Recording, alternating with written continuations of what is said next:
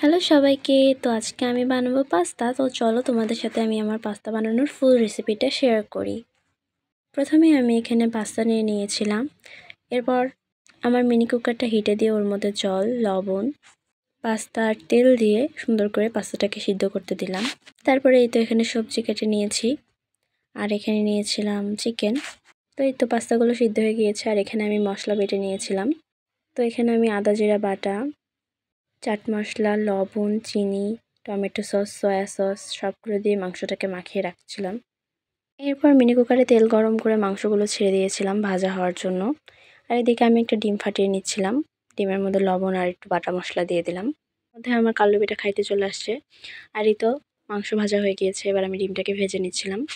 এখন দিয়ে দিলাম রসুন কুচি, পেঁয়াজ কুচি দিয়ে সুন্দর সুন্দর করে একটু লাল লাল করে ভাজবো। তারপর মরিচটা দিয়ে দেবো। এরপর দিয়ে দেবো সবজিগুলো আস্তে আস্তে। তারপর লবণ, বাটা মশলা, চিনি। এরপর আমি ডিম আর মাংস দিয়ে সবগুলোকে সুন্দরভাবে মিক্সড করে নিচ্ছিলাম। এদিকে আমি কর্নফ্লাওয়ার নিয়ে নিয়েছিলাম। কর্নফ্লাওয়ারটাকে একটু জল দিয়ে গুলিয়ে নিলাম। এরপর মিনি কুকারটা হিটে দিয়ে এর মধ্যে ঘি, দুধ, ময়দা, গোলমরিচ গুঁড়ো আর কর্নফ্লাওয়ার দিয়ে নিয়েছিলাম। এখানে এটা পুরো চিজ হয়ে গিয়েছে না, এটাই হলো আমার হোয়াইট সস। যদিও আমি হোয়াইট সস পাস্তা বানাইনি, তাও পাস্তায় হোয়াইট সসটা এভাবে দিলে খেতে অনেক বেশি ভালো লাগে। তো এখানে আমি সয়া সস আর টমেটো সস দিয়ে সুন্দর করে আবার মিক্সড করে নিয়েছিলাম। এই তো আমার পাস্তা রেডি। আমি সবার জন্য এই যে বেড়ে নিয়েছিলাম। এরপর আমি আমার বোনকে খেতে দিই। তো আজকের ভিডিওটাই অবধি। সবাইকে জানাই টাটা।